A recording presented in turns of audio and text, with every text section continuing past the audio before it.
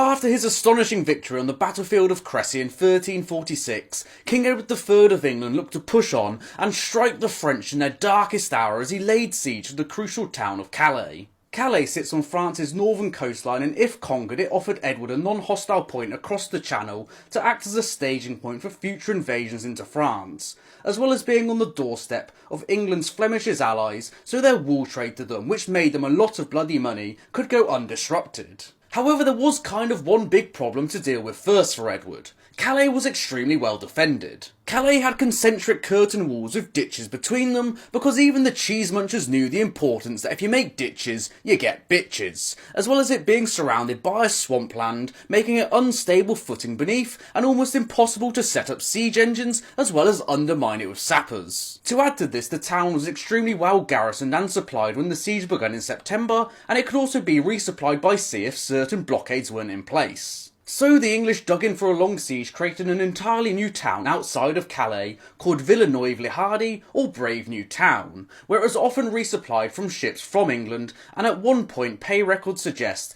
that this town held as many as 32,000 men during the siege. In response, King Philip VI of France, who had disbanded his army after Crecy, as he believed the English were just going to waltz off home as campaigning season was almost over, now ordered it to be reassembled so he could relieve Calais, as well as inviting the Scottish king to invade England while Edward and his army were absent. Only 3,000 French answered the call to arms though, not enough to dislodge the English, and to make matters worse for them, a second English army was conducting a chevauchée through French lands from English-held Gascony, and it's believed this chevauchée might be aimed for Paris, causing French planning to fall into disarray. Luckily for them though, it only reached and sacked the rich city of Poitiers before heading back home, giving the French some breathing room. However, the bad news soon reached them that their Scottish allies under King David II, who thought the entire English might was at Calais, had been defeated in his invasion at the Battle of Neville's Cross by a muster from whatever English forces were left in the north, with the king himself captured.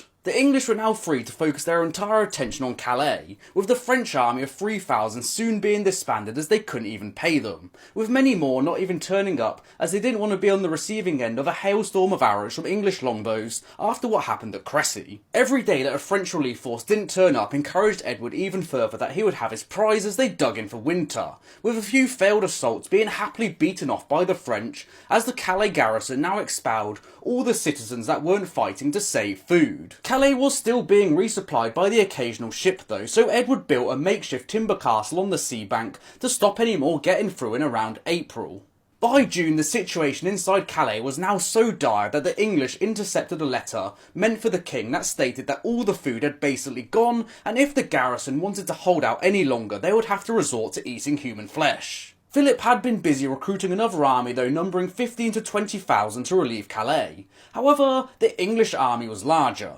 numbering roughly, apparently, 30,000 troops in an extremely well dug in and entrenched position, as well as having 20,000 more Flemish allies only a day's march away. Philip, obviously understanding that if he attempted anything it would result in an absolute bloodbath, tried to negotiate, which came to nothing before withdrawing his force, and with it Calais capitulated after an 11-month siege. Edward agreed that the 6th highest ranking of the town would be at his mercy, with the rest of the town completely pardoned. However, when the 6th came towards him, noose around neck, barely too weak to even stand, he ordered them to be executed to the shock of many. It was only after pleas from his wife Philippa that he relented this execution policy, aware that his name could be stained with unnecessary cruelty. Calais was now his, and along with his astonishing victory at Crecy, Edward's campaign had been a roaring success, with Calais being used as a staging point for invasions throughout the 100 Years' War, only being lost in 1558 as the last bit of English land in France.